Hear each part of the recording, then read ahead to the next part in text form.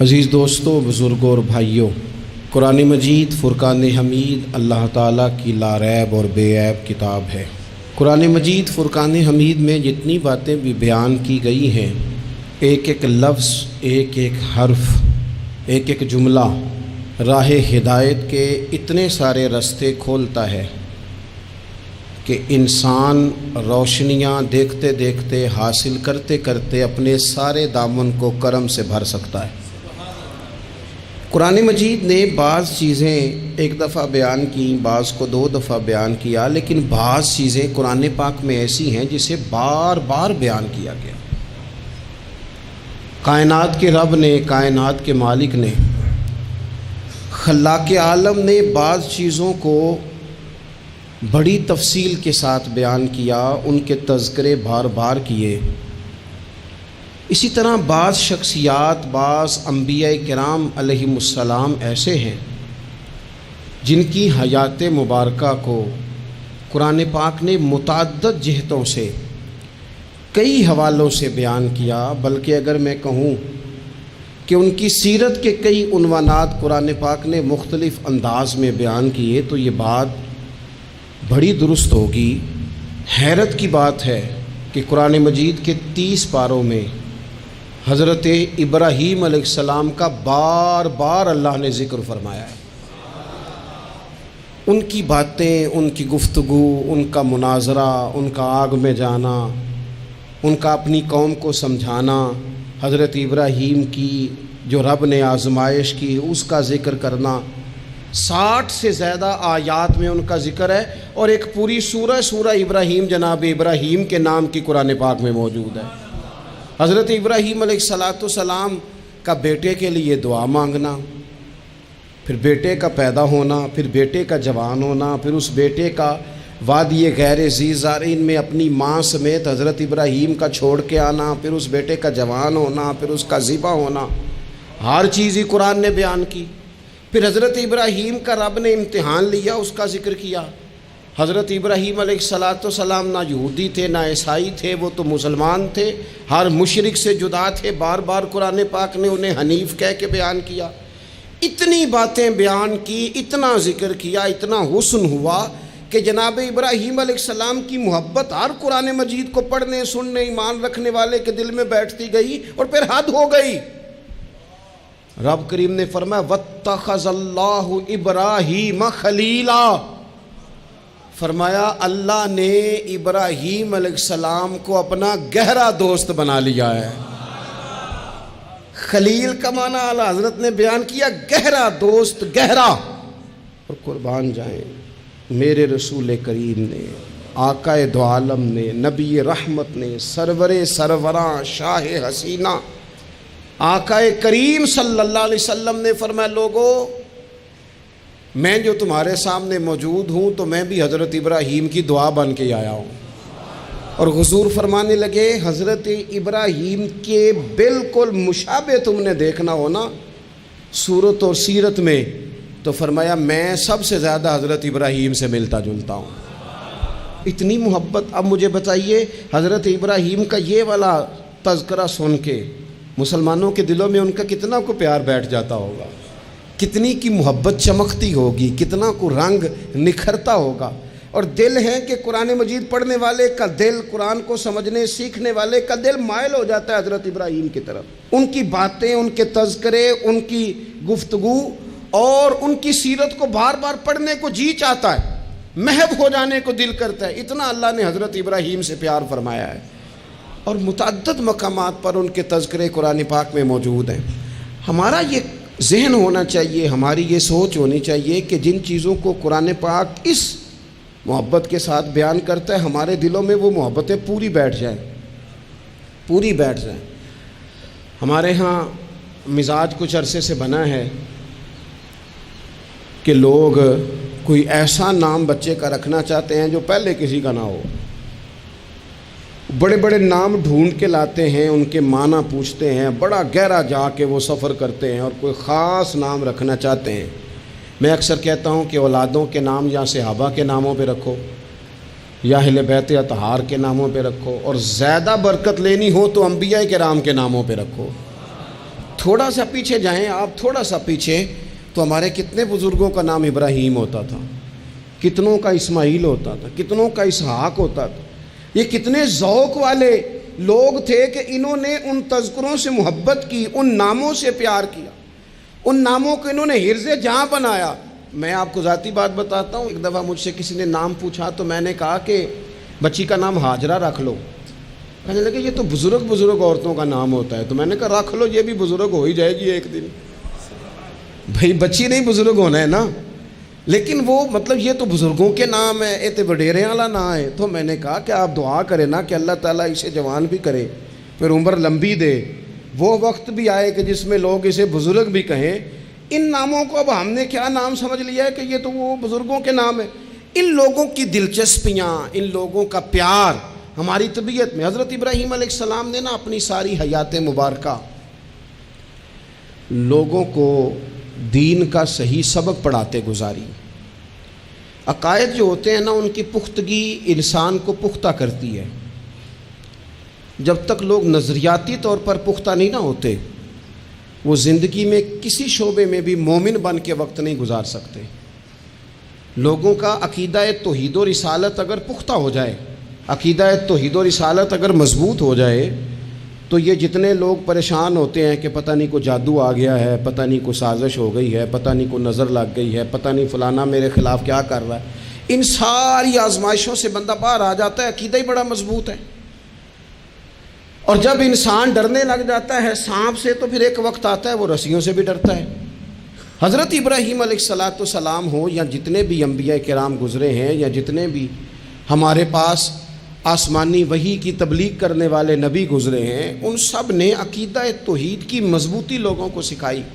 کچھ عرصے سے لبرل لوگوں نے اور بعض دین بیزار لوگوں نے اس طرح کر کے دین بیان کرنا شروع کیا ہے کہ ایک پورا فتنہ دنیا کے اندر آ گیا ہے۔ وہ فتنہ کون سا ہے؟ عقل کو زیادہ استعمال کرنے کا فتنہ، کہ یہ چیز میری عقل نہیں مانتی لہذا میں قبول نہیں کرتا۔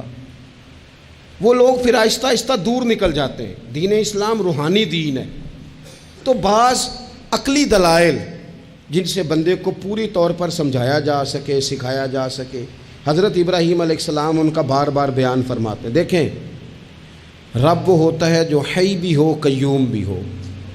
رب کی شان یہ ہے نہ اسے نیند آتی ہے نہ اسے اونگ آتی ہے۔ رب کی شان یہ ہے کہ وہ ہر وقت، ہر لمحہ، ہر گھڑی اپنے بندوں کو دیکھتا ہے۔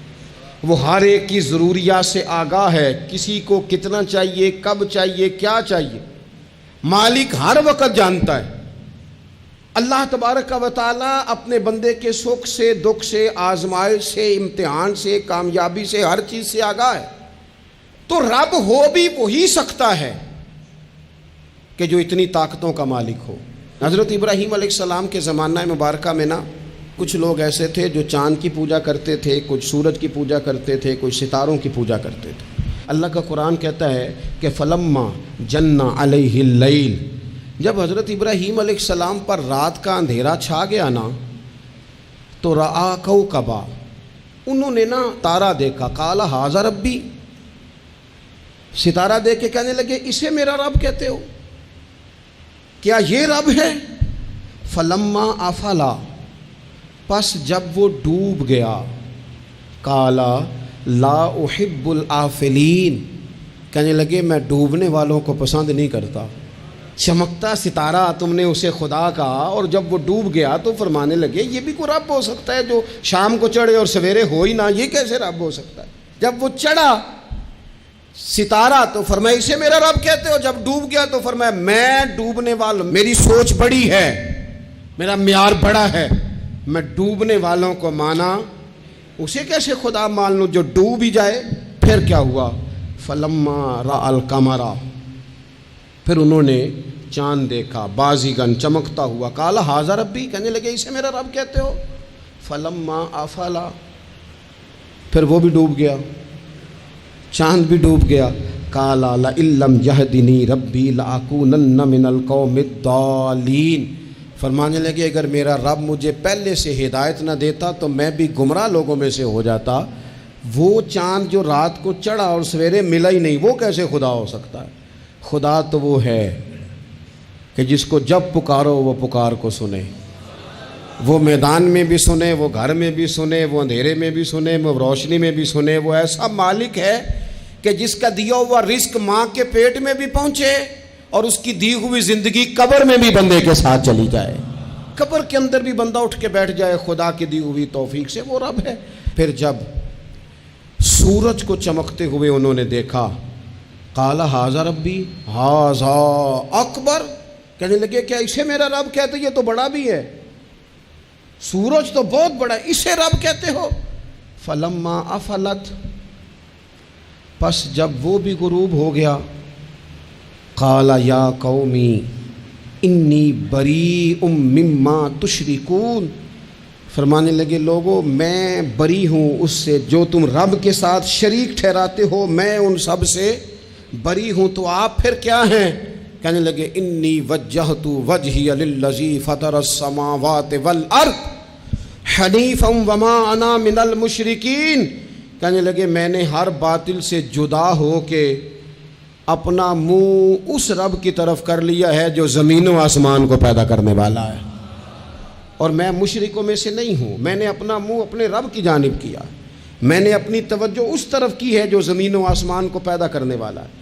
تو حضرت ابراہیم علیہ السلام بار بار اپنی قوم کو نشاندہی کرتے، بتاتے کہ یہ جن چیزوں کو تم رب مانتے ہو یہ اس قابل نہیں ہیں، اور آپ نے اس کے کئی مظاہر بیان کیے، کئی آپ نے ان سے کہا کہ ان بتوں کی پوجا کرتے ہو جو نہ نفع دے نہ نقصان دیں، ان کے سامنے جھکتے ہو، نہ تمہاری آواز سنے نہ بات سنے۔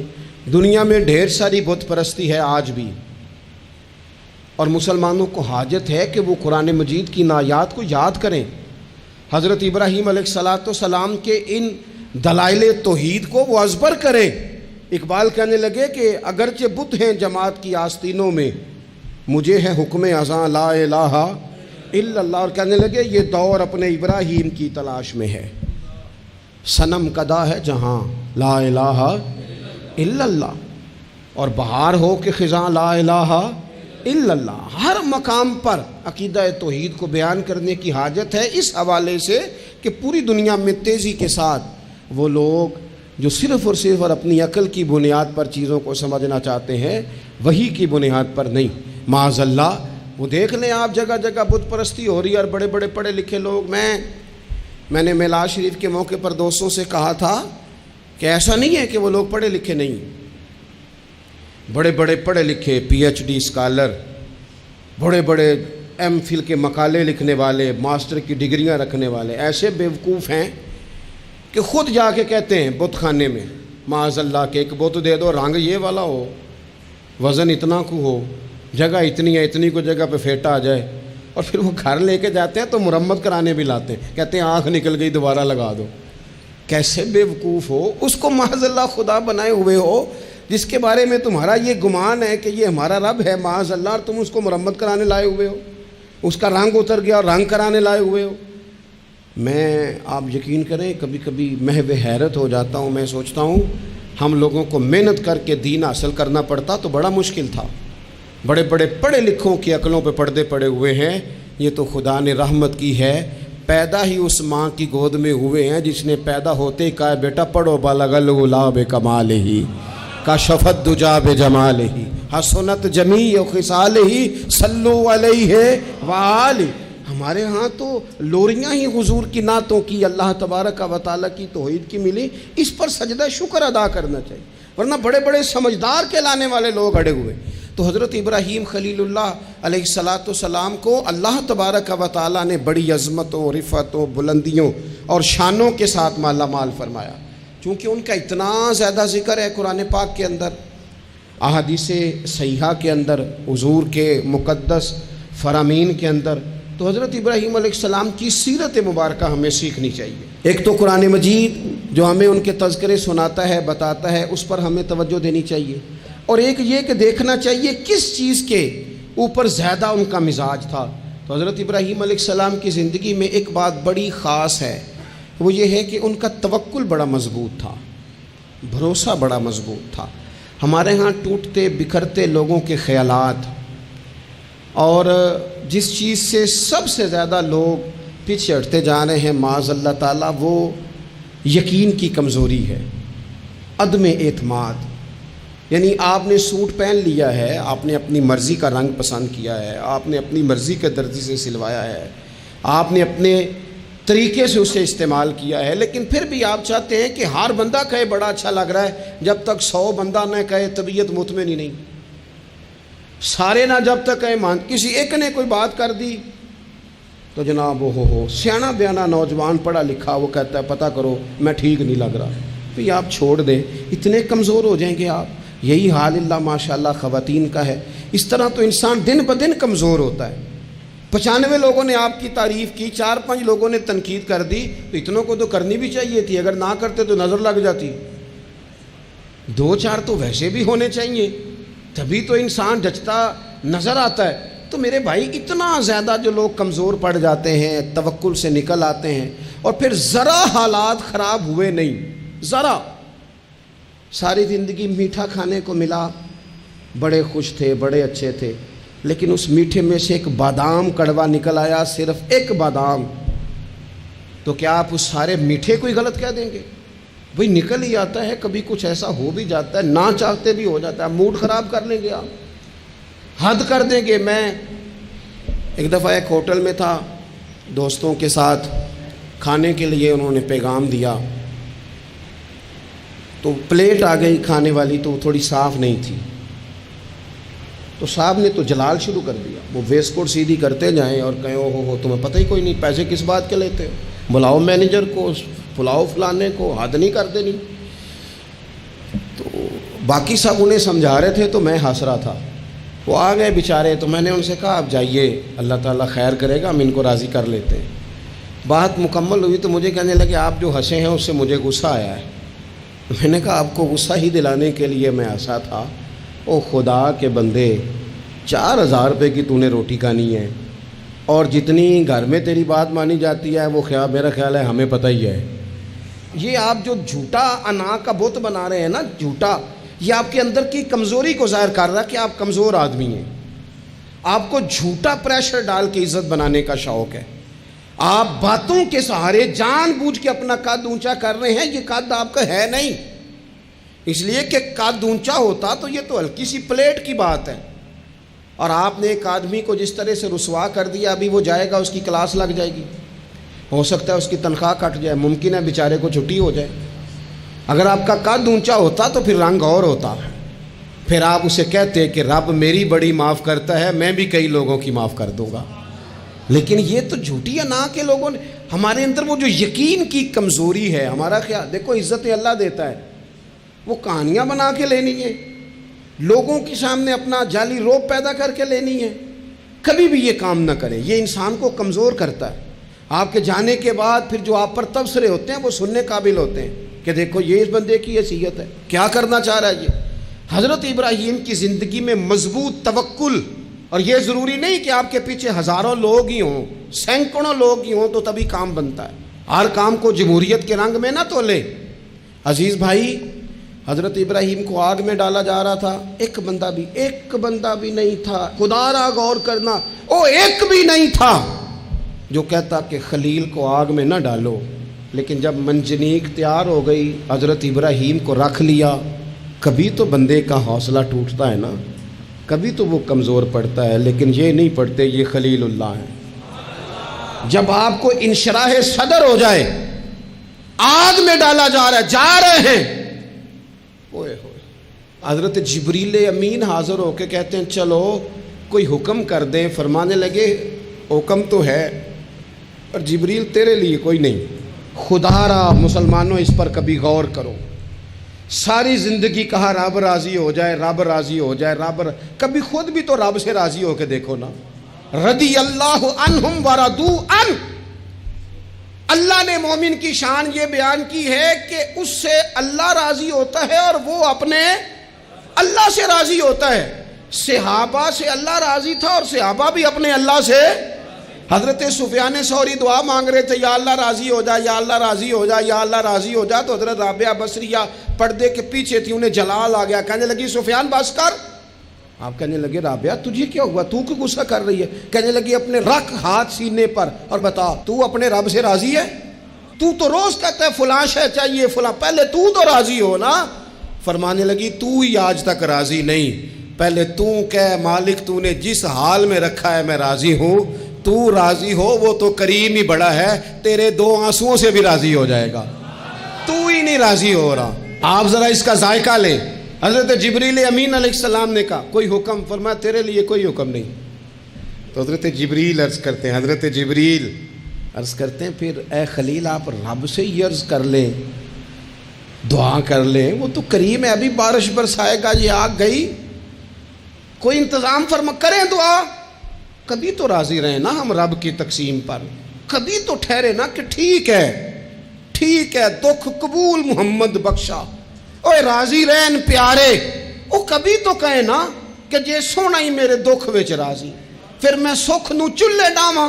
کبھی تو کہے نا اگر اس نے بیمار کیا تو قبول ہے مجھے بیماری، اگر اس نے غریبی دی ہے تو قبول ہے، اگر نہیں اس نے اولاد دی تو قبول ہے، کبھی تو راضی ہونا۔ حضرت ابراہیم سے جناب جبریل نے کہا اللہ سے دعا کر لیں، تو پلٹ کے دیکھا حضرت خلیل نے، ان کو منجنیق میں رکھا گیا ہے، آگ میں ڈالے جا رہے ہیں، اللہ سے دعا کر لیں، تو پلٹ کے دیکھا سامنے آگ ہے، آسمان سے باتیں کر رہی ہے۔ حضرت ابراہیم پلٹ کے کہنے لگے جبریل تو بتا، رب کو پتہ نہیں اس کا خلیل کس حال میں ہے، اسے پتہ ہے کہ نہیں؟ تو حضرت جبریل ہر پیغمبر کی بارگاہ میں حاضر ہونے والے عرض کرنے لگے ہاں اسے تو پتہ ہے۔ کہنے لگے جا پھر، اگر رب کی رضا یہ ہے نا کہ خلیل آگ میں جائے تو خلیل پورا تیار ہے جانے کے لیے، ہماری تیاری ہے، پوری تیاری، جس حال میں وہ چاہتا ہے ہم اس حال میں رہنے کو تیار ہیں۔ وہ دکھ قبول نے محمد بخشا، بس دعا کرو راضی رہن پیارے۔ اگر وہ اس حال میں راضی رکھنا چاہتا ہے تو شکوہ کس بات، شکایت کس بات؟ ٹھیک ہے، اگر وہ چاہتا ہے کہ ہم آگ میں جائیں تو کر لیا نا ہم نے تیاری ہے ہماری، تیار ہیں جانے کو، ختم ہو گئی بات۔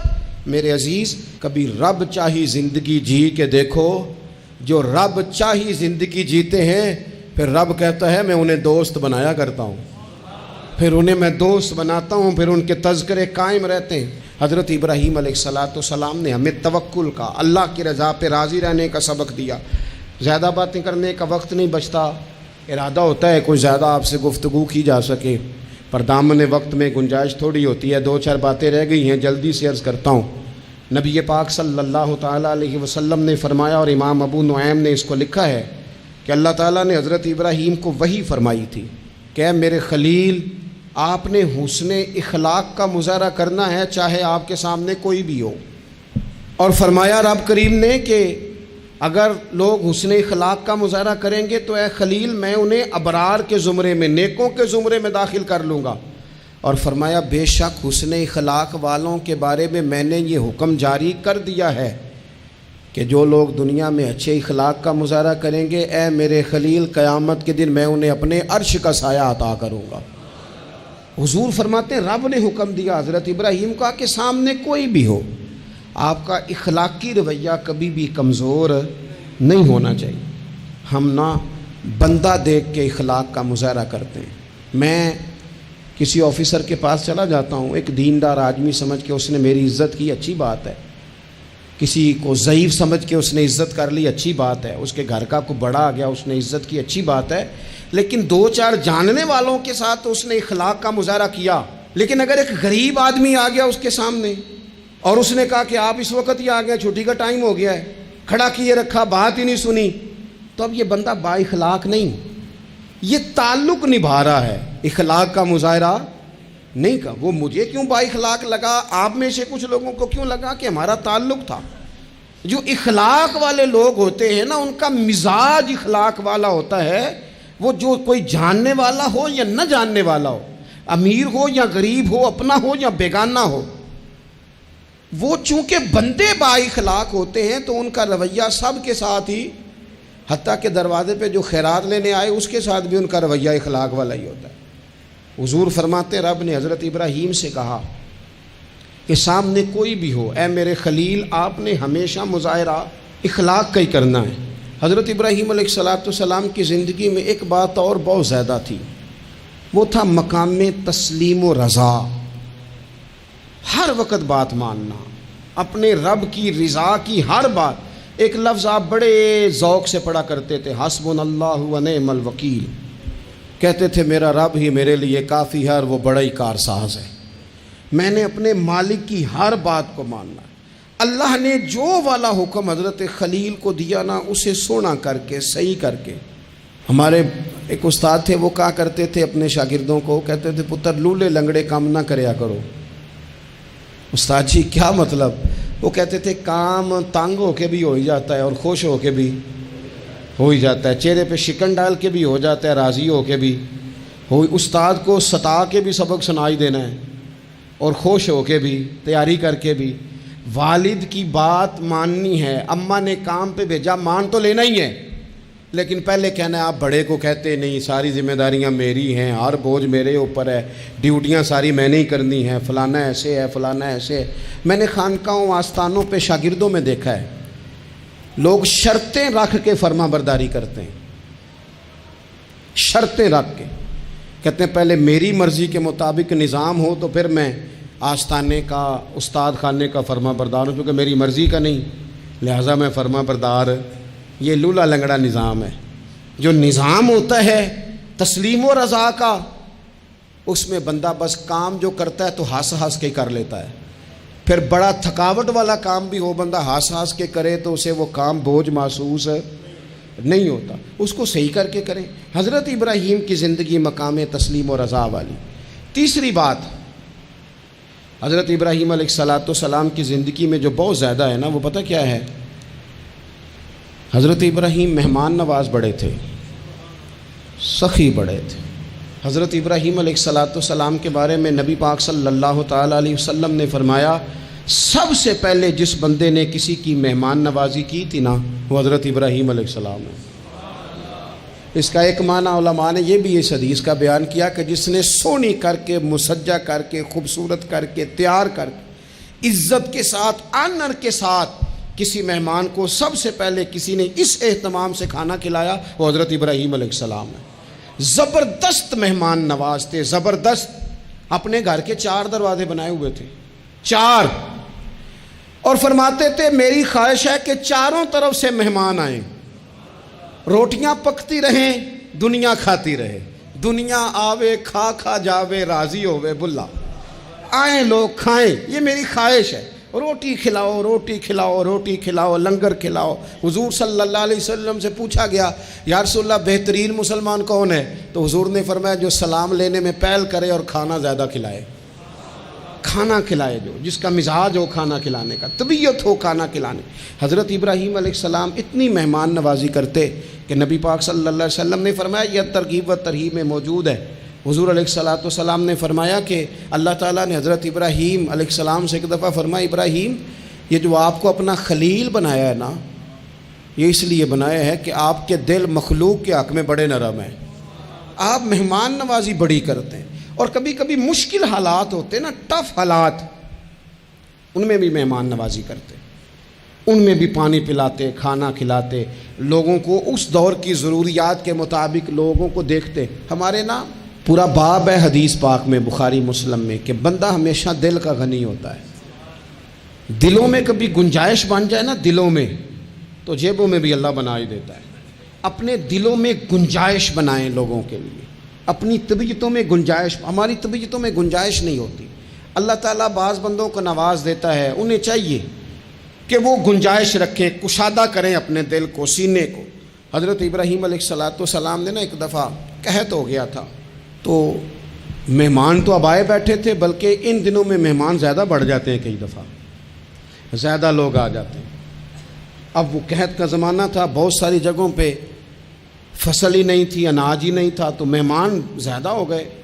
اب حضرت سارہ جناب ہاجرہ گھر میں موجود ہیں اور لوگوں کی لائنیں لگی ہوئی ہیں۔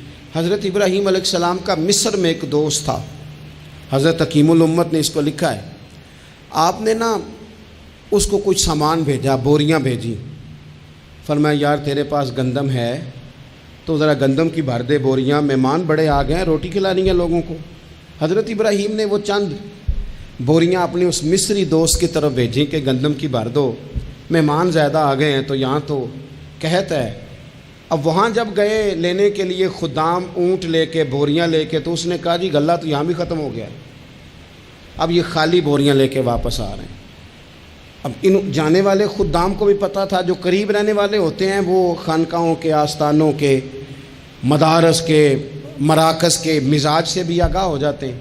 ان کو پتہ تھا کہ اب مہمان تو بیٹھے ہیں بیسیوں، درجنوں، سینکڑوں، تو سب کو پتہ ہے کہ بھئی گندم آ رہی ہے، مصر سے آنا ہے تو کھانا ملنا ہے۔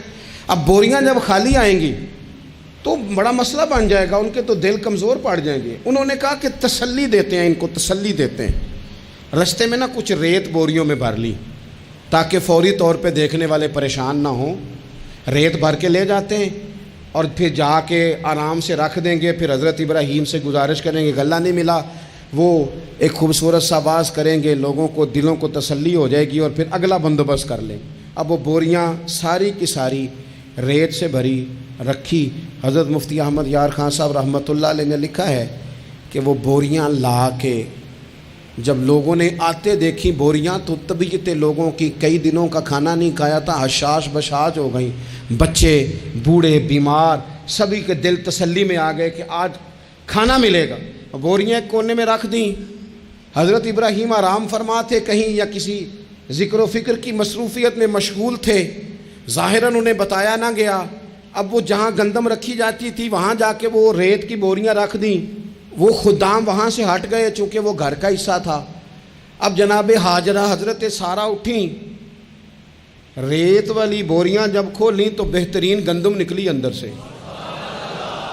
اللہ تعالیٰ جب رزق دیتا ہے تو پھر بغیر، اور واللہ خیر الرازقین، بہترین رزق دینے والا اللہ ہے، سب سے بہتر رزق دینے والا۔ وہ کھولا ان کو، بہترین گندم نکلی۔ انہوں نے فوراً کنیزیں جو تھیں ان کو بلایا، گندم پیس لی گئی، اسی وقت کھانا پکنے لگا۔ حضرت ابراہیم تشریف لائے، کھانا چل رہا ہے، لوگ لنگر کھا رہے ہیں۔ اب وہ خدام بھی پریشان تھے کہ بھئی ہم تو لائے تھے ریت، یہ گندم کیسے آ گئی۔ حضرت سارہ اور جناب حاجرہ قریب آئیں تو خواتین بعض اوقات گھر والوں کو گائیڈ کرتی ہیں کہ یہ والی سبزی بڑی اچھی تھی، یہ والے چاول بڑے اچھے ہیں، یہ جو گندم آپ لائیں یہ بڑی اچھی ہے۔ تو وہ تھوڑی سی گندم ہاتھ میں پکڑی جناب حاجرہ نے، جناب سارہ نے، اور حضرت ابراہیم کے سامنے کر کے کہا یہ جو آپ کا مصری یار ہے نا، یہ جو مصری یار نے گندم بھیجی ہے نا، مصری یار نے، کیا بات ہے، خوشبو بھی اعلیٰ ہے، پکانے میں بھی اچھی ہے، 2 لقمے روٹی کے چکے ہیں، ذائقہ بھی کمال ہے، یہ جو آپ کا مصری یار ہے۔ حضرت ابراہیم کہنے لگے چپ کر جا، یہ مصری یار نے نہیں بھیجی، یہ میرے عرشی یار نے بھیجی ہے۔ وَاتَّخَذَ اللَّهُ إِبْرَاهِيمَ خَلِيلًا، وہ جس نے کہا ہے نا ہم نے ابراہیم کو گہرا دوست بنا لیا ہے، یہ اس نے بھیجی ہیں۔ اس کو پتہ تھا کہ جناب خلیل نے کوئی ذات کے لیے نہیں منگائی، اسی کی مخلوق کے لیے منگائی ہے، تو یہ عرشی یار نے بھیجی ہیں، عرشی یار نے۔ اور فرمایا جب عرشی یار بھیجے تو پھر کسی قسم کی کوئی کمزوری باقی رہتی نہیں ہے۔ اپنی زندگی حضرت ابراہیم نے ساری مقام تسلیم و رضا میں گزاری۔ میری آپ حضرات سے گزارش ہے، میں کئی جمعوں سے کہہ رہا ہوں، اس لیے کہہ رہا ہوں کہ میرے پاس لوگ آتے ہیں دعاؤں کے لیے، کہہ دیتے ہیں اچھا آدمی جان کے، لوگ بڑے پریشان ہیں، غریبی، کمزوری، مہنگائی، اس کے علاوہ بھی کچھ آزمائش رہتی ہے لوگوں پر۔ ہر آدمی ہی محنت کرتا ہے لیکن ضروری نہیں سب کی محنت بارآور بھی ہو۔ اللہ تعالیٰ نے بعض لوگوں کو بعض کا ذریعہ بنایا ہوتا ہے، دلوں کو کبھی تنگ نہ کرے، طبیعتوں میں کبھی تنگی پیدا نہ کرے۔